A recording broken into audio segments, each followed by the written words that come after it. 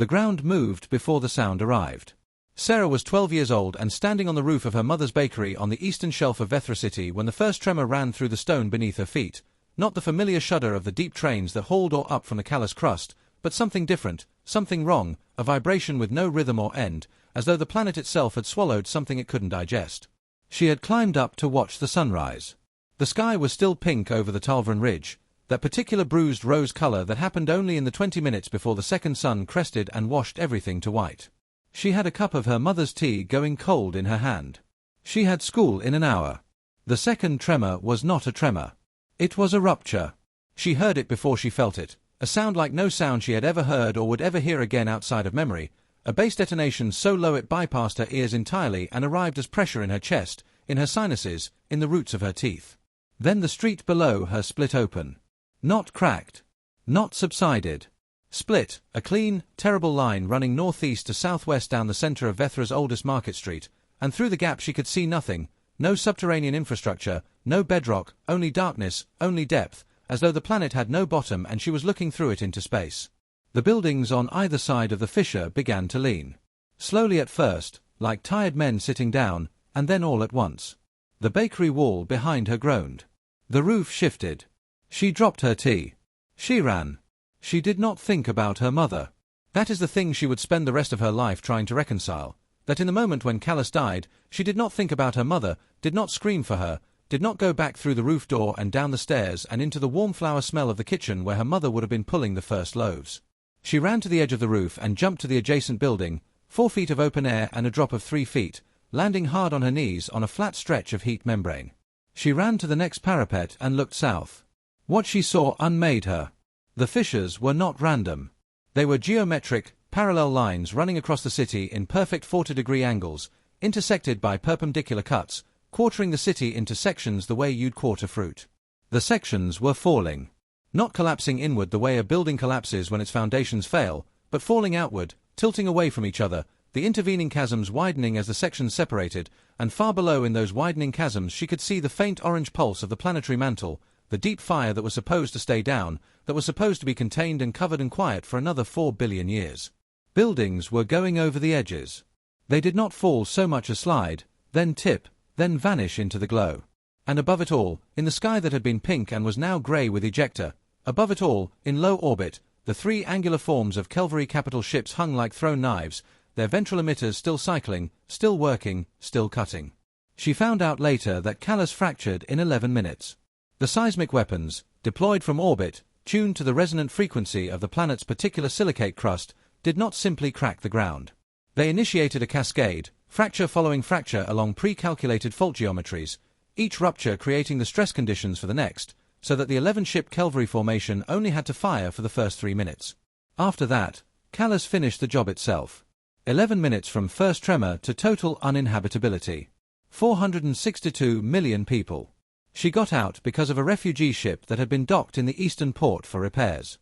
It was a civilian vessel, not built for emergency evacuation, and its captain was a merchant from Hellas Reach named Orvain who loaded every living person he could find onto his ship and burned his engines so hard getting off planet that 2 of his 3 drives cracked their housings.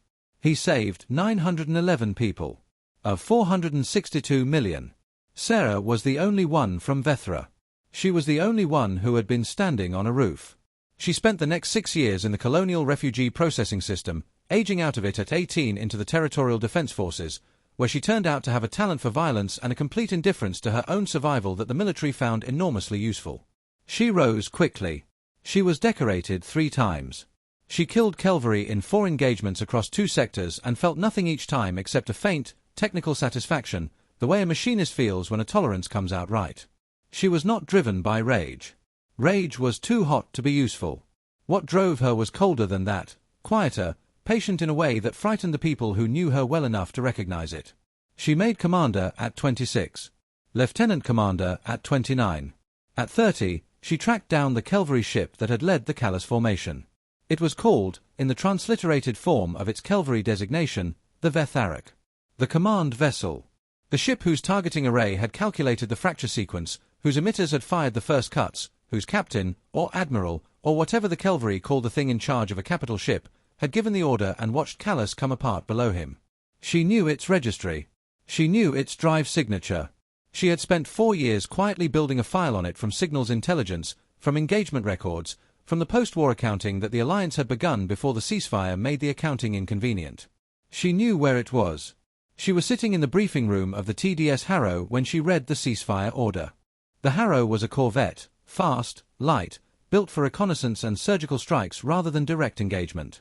It had a crew of 41, and Sarah had commanded it for 2 years. The briefing room was small, a table and 6 chairs and a holoprojector that flickered when you ran heavy sensor sweeps, and she was alone in it with a decoded transmission on the screen in front of her. The ceasefire had been signed 7 days ago. The negotiations had been conducted in secret for 14 months. The cavalry had agreed to halt hostilities and withdraw from 3 contested sectors. The alliance had agreed to halt all military operations against cavalry assets and to classify all pending mission profiles targeting cavalry command-level vessels as inactive. Her mission profile was one of them. She sat with the transmission for a long time.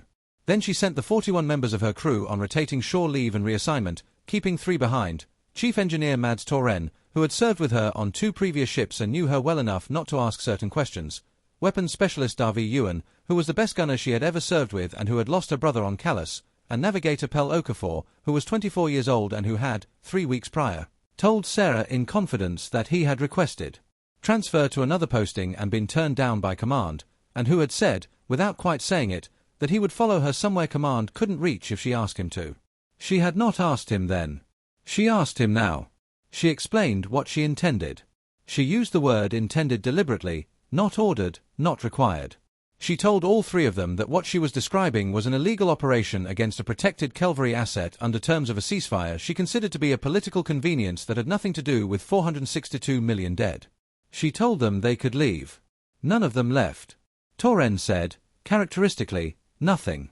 Ewan said she'd been waiting for this conversation for 2 years. Okafor, the youngest of them, looked at the star chart for a moment and then looked at Sarah and said, "Tell me the approach vector." The Vetharik was 12 days out, holding position in the Kurath Expanse with a cavalry command formation of 9 ships. Not a combat formation, a diplomatic one, the cavalry equivalent of a goodwill visit to a neutral station. It was the first time in the 4 years Sarah had been tracking the ship that it had been stationary and predictable. It was also, obviously, the worst possible moment to go near it, surrounded as it was by 8 escort vessels in a region where any alliance military presence would constitute a ceasefire violation. She went anyway. The Harrow ran under a falsified registry for the first 8 days, transiting as a commercial survey vessel through neutral space, keeping its military drives throttled back and its weapon systems in passive mode. Sarah ran the 4 of them through combat scenarios in the evenings. She slept 4 hours a night. She ate at her console. She did not talk about Callus.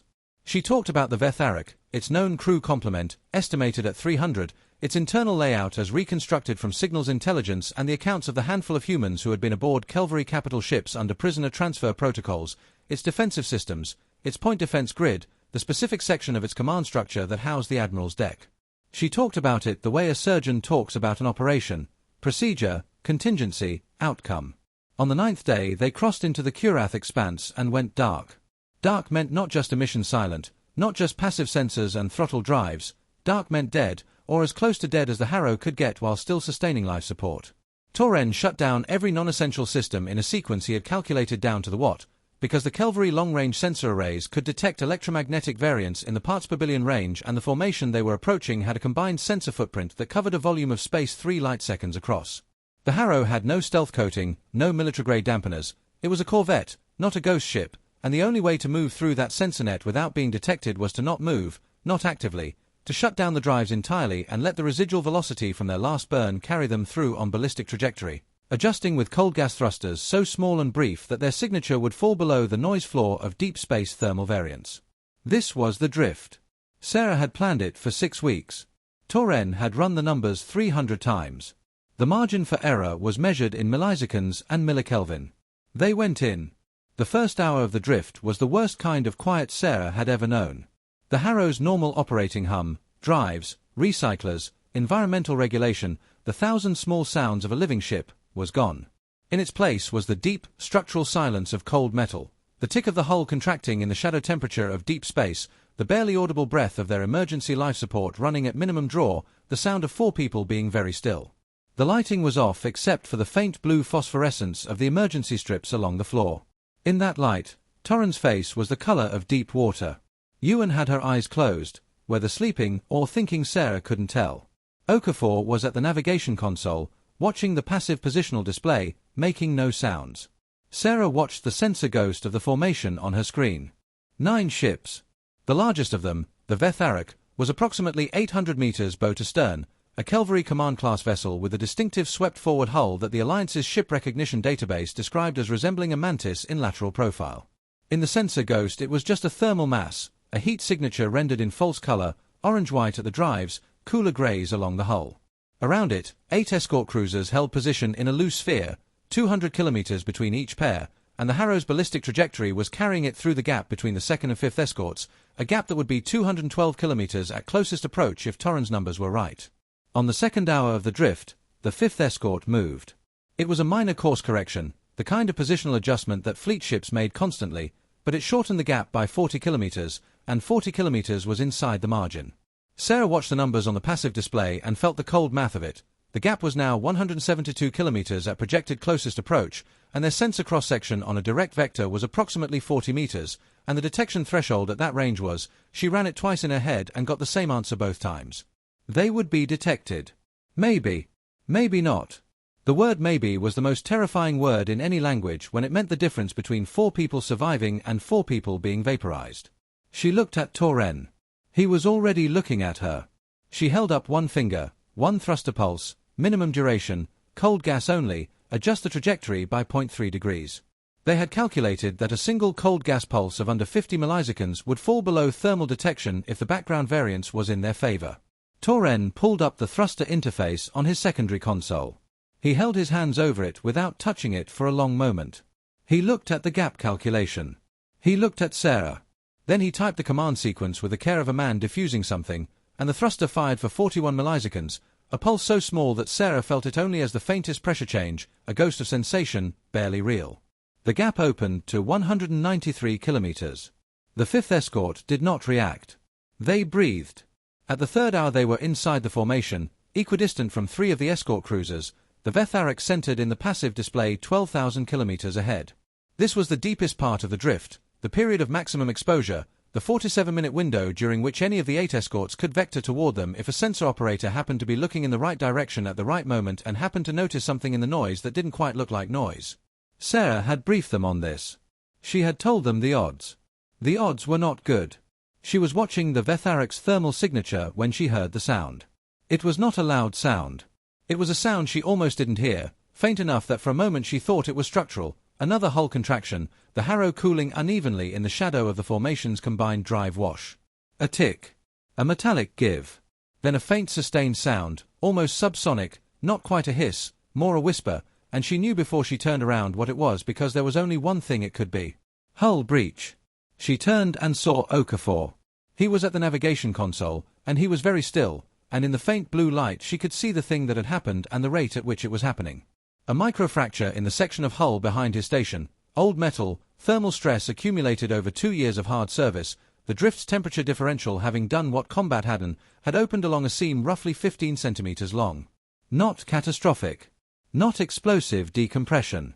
A slow leak, the kind that could be sealed in 30 seconds with the emergency patch kit in the locker 3 meters away, except the patch kit was in the locker 3 meters away, and getting it meant moving, and moving meant vibration, and vibration at this distance from the escort cruisers meant, Sarah ran it again, a 60% chance of detection. Okafor knew this. He had not moved. He was sitting very still at his console with one hand on the display and the other in his lap, and he was looking at Sarah, and she was looking at him, and between them was the calculation that both of them had already done, the one with only one answer. He shook his head. Not no. Not refusal. Something else. An acknowledgement. He had done the math and arrived at the same place she had, and he was telling her he understood. She crossed the 3 meters in 2 steps and opened the locker and took out the patch kit and sealed the breach. She did it in 22 seconds.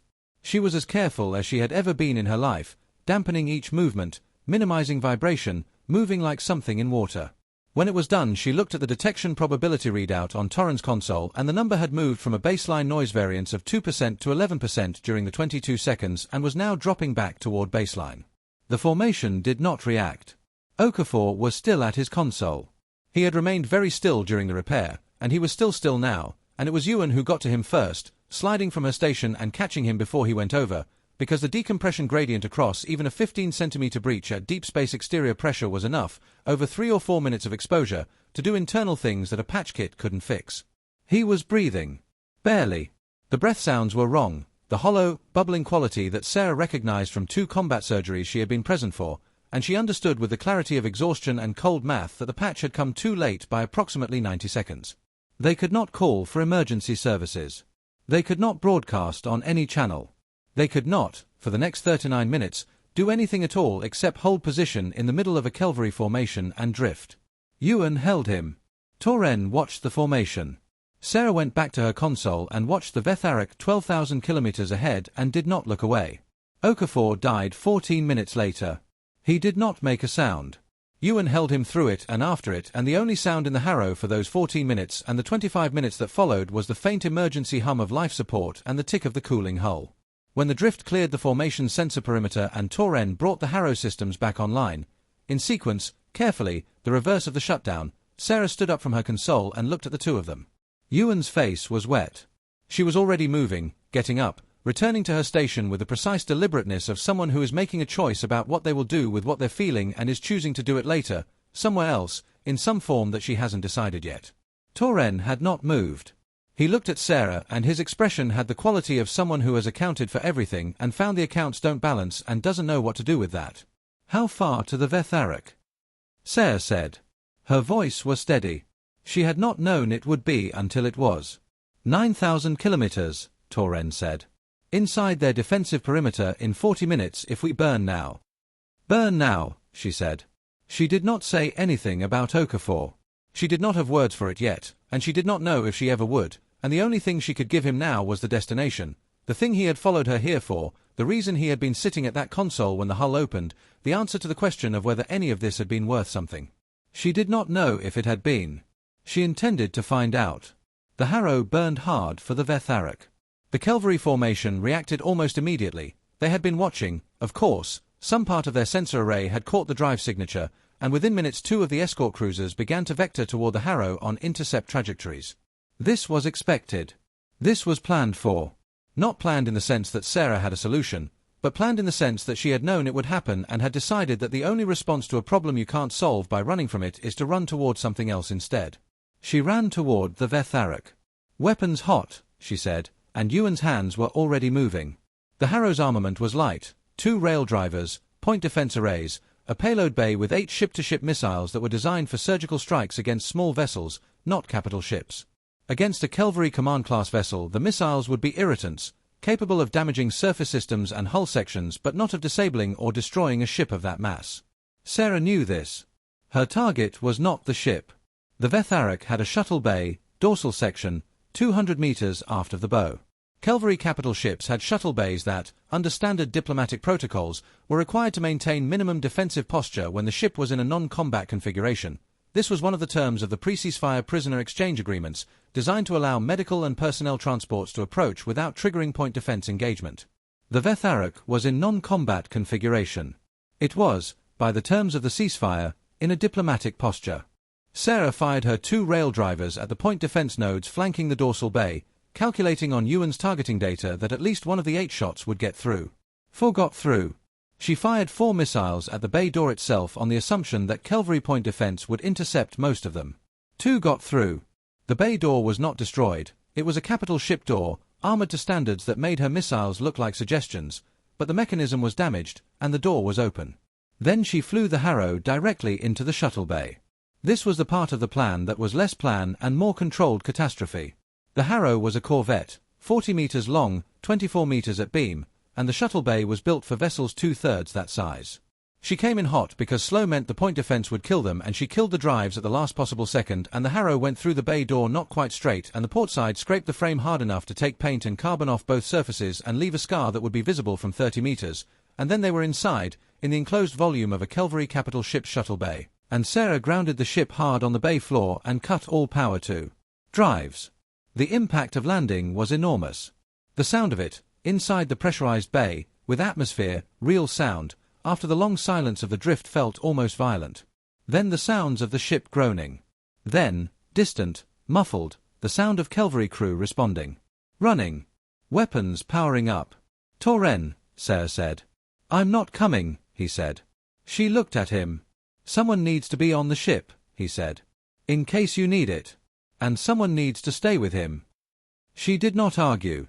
She unstrapped and went to the weapons locker and dressed herself in the light combat armor she had prepped 4 days ago. Not military grade, not the full suit she would have had on a sanctioned operation, but the best she could assemble from the Harrow stores. Chest and backplates, helmet with integrated visor and atmospheric sensor, sidearm and a long-pulse rifle slung across her back. She loaded the rifle.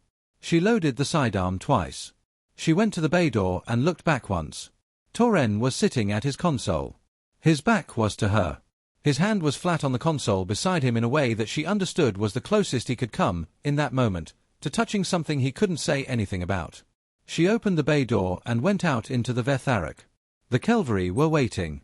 Not all of them. The ship's full complement was 300, and what came through the internal bay doors were the response team, 12 soldiers in hard armor with weapons she recognized from engagement files. Energy pulse carbines that fired in tight coherent bursts capable of defeating the kind of light armor she was wearing, along with one soldier carrying something heavier, a directed energy system designed for breaching. They were fast. They moved in the fluid, coordinated way of a unit that had trained together extensively, and their first action was to flank, 3 going right, 3 going left, 6 taking center, and the heavy weapons setting up behind cover on the left side of the bay. Sarah did 3 things at once. She shot the heavy weapon operator through the gap in his armor at the shoulder joint, which was not a lethal shot but dropped the weapon. She used the confusion of that shot to move right and get behind the landing strut of a cavalry shuttle, which gave her cover and a sight line on the flanking group.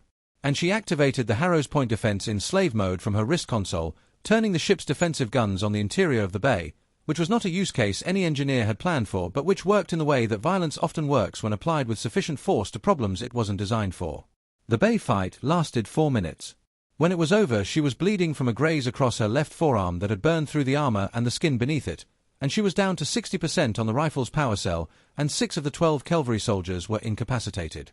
The other 6 had retreated through the internal doors, which told her they had gone to regroup or to report or both. She moved fast. The internal layout of a cavalry command-class ship was, in the Alliance's ship recognition database, an approximation. They had never gotten a complete layout, only a composite from partial intelligence sources, and the confidence rating on any specific interior detail was low. Sarah had memorized the approximation anyway because a low-confidence map was better than no map. She moved through the internal corridors of the Vetharik with the composite layout in her visor's heads-up display and the understanding that nothing she was seeing necessarily matched what was on the display. The cavalry corridors were wrong in the way all alien architecture is wrong, not wrong as in broken, but wrong as in not built for her. The ceilings were high in some sections and very low in others, the height changes occurring at irregular intervals with no apparent logic, and the color of the lighting was not white but a blue-gray that made the edges of things hard to see. The corridors smelled of something she had no frame of reference for, a chemical smell that was sharp without being unpleasant, and the floor was textured in a pattern that she had read about in intelligence files. Cavalry navigated partly by foot tactile sensation, the floor texture indicating direction and location. She couldn't read it. She navigated by the display. She encountered a second response team 3 minutes in, 4 soldiers at a corridor junction, and the fight at the junction was faster and more brutal than the bay fight because the corridor was narrow and there was no room for tactics, only for who was faster and who was more willing to be in the other person's space. She was faster and more willing. She took a hit to the chest plate that knocked her into the wall hard enough to crack a rib. She felt it go, a flat white pop of pain that settled immediately into the tight constriction of bone damage, and she finished the fight with the rifle at the last 2 soldiers' range because she had run through the power cell and was moving on the sidearm, which was rated for 4 more engagements at the power draw of hard armor targets. She took a carbine from one of the downed soldiers. She had no idea how to use it. She slung it anyway, in case the interface was intuitive enough to figure out under pressure. The ship was responding now in full. She could hear alerts in the cavalry language, a rapid tonal pattern that her visor's translation module rendered as text. Intruder, command deck, engage. The command deck was 3 levels up from her current position, according to the composite layout. The lift would be defended. She found the access ladder in the maintenance space behind the corridor and went up. The third fight was on the 2nd level, 2 soldiers who had been posted at the maintenance hatch she came out of, who reacted fast but not fast enough. The 4th fight was a single soldier outside the command deck entrance, a heavy trooper in full armor, the cavalry version of a close protection unit, and that fight took 3 minutes and cost her the sidearm's last cell and left her with the cavalry carbine she hadn't figured out yet and a blade from the utility kit on her hip, which turned out to be enough. She was bleeding from 3 places now, the forearm graze still seeping through the field bandage she'd applied one-handed in the maintenance shaft, a cut along her jaw from a piece of corridor panel debris, and a deep bruise over the cracked rib that was spreading in the way deep bruises do, turning the effort of breathing into something she had to think about. Her hands were steady. They had always been steady. She went through the command deck entrance. The command deck of the Vetharik was larger than she had expected from the composite layout. The approximation had it at 30 meters diameter, a circular space with stations arranged concentrically around a central command dais. The real version was 40 meters, and the dais at the center was elevated, 3 steps up from the station level, and on the dais was a single seat, and in the seat was the cavalry who commanded the Vetharik. There were 6 other crew members on the command deck. 2 were unarmed technical personnel who, when Sarah came through the entrance with a cavalry carbine she was holding in what she hoped was the correct orientation, pressed back against their stations and did not move. 3 were guard-class soldiers who were moving when she entered. Sarah shot 2 of them before they completed their movement, and the third stopped when she leveled the carbine at him and he appeared to understand that she was willing to fire it. The third guard stood still. Sarah crossed the deck to the command dais. The cavalry commander was not what she had expected. She had built a mental image over 4 years from nothing, from the negation of 462 million people, and the image she had built was large and armored and ancient in the way that monsters need to be ancient to account for what they've done. The cavalry commander on the dais was slight. By cavalry standards, they ran 2 to 2.5 meters on average, and this one was closer to 2, sitting in the command seat in a posture that was not quite relaxed and not quite afraid. The armor it wore was command class, not tactical, decorative elements she recognized from the intelligence files, the banding around the upper chest that indicated flag rank. Its face was angular in the cavalry way, eyes set wider than a human's, the ridge of cartilage above them pronounced and expressive in a way that she'd read conveyed information she couldn't decode. It was watching her. It had not reached for a weapon. She raised the carbine. She pointed it at the commander. She was close enough that the shot would be clean. And she stopped. Not because of the carbine, whose trigger configuration she had not fully worked out and which might or might not fire when she pulled what she thought was the trigger. Not because of the 2 remaining guards, who were behind her and who she could hear breathing but who had not moved.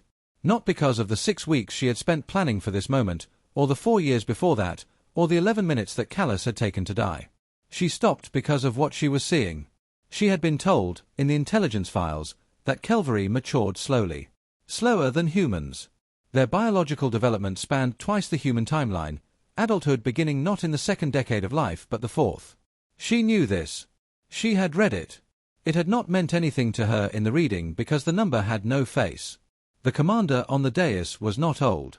The commander on the dais was, by the physiological markers she recognized from the intelligence files, bone density visible at the ridge plates, the cartilage patterning that indicated developmental stage, the size relative to the species average, the commander on the dais was young.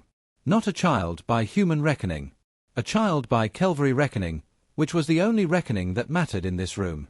The Vetharik had not been commanded by its current occupant 4 years ago. The attack on Callus had been ordered by the commander who held this seat 4 years ago, who was not this commander, who could not have been this commander because this commander had been, for years ago, the cavalry equivalent of a teenager, of a child who had not yet taken possession of what it was or what it would do. The current commander had been assigned to the Vetharik at some point in the intervening years, had inherited the ship and its history and the record of what the ship had done before it was his, the way humans inherited debts they didn't incur, histories they didn't make, the way Sarah had inherited the burning sky over Vethra and the cold mathematics of being the only one left.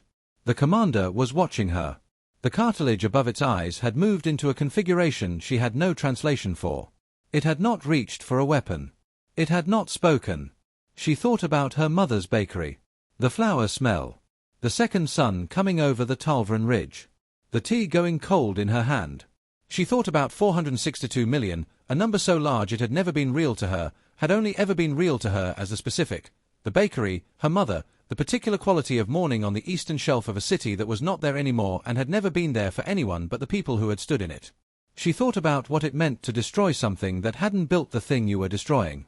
She thought about what it meant to be 12 years old and watching something come apart from a rooftop and being the only one who ran the right way. The commander on the Vetharik was not innocent. It had commanded this ship, had accepted what the ship had done as part of its history, had worn the rank of the institution that had ordered the fracturing of Callus, was the present face of the thing that had taken everything from her. She could spend a long time constructing the argument for what she was about to do, and every argument would be true. She lowered the carbine. The commander's cartilage configuration changed again. It still didn't reach for a weapon. Sarah turned and walked back across the command deck.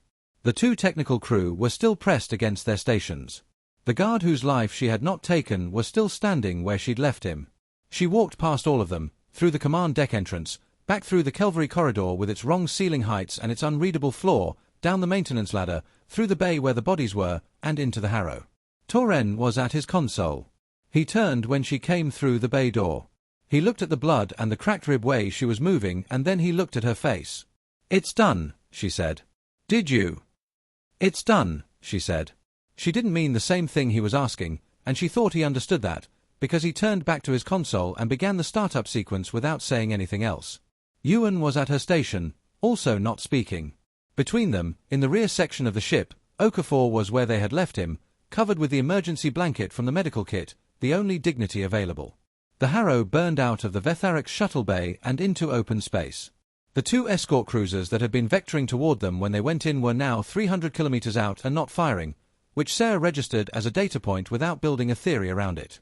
Maybe they had standing orders about ceasefire violations. Maybe they had received a command from the Vetharix deck. Maybe the Calvary had their own complicated mathematics about what certain gestures meant. She set course for Alliance space. She handed the helm to Torren. She went to her station. For 4 hours no one spoke. The Harrow ran at full drive through the outer Kurath expanse and then into neutral space and then into the transit corridor that led back toward the Alliance border. The stars moved. The drive sang. There was a body in the back of the ship under an emergency blanket, and the only sounds were the drive and the hull and the small automatic sounds of a living ship. Sarah had her hands flat on the console in front of her.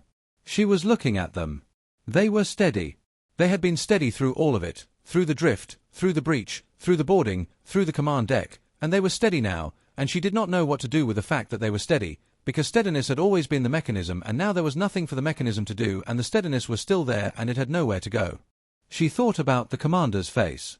She thought about what she had not done and what it meant that she had not done it.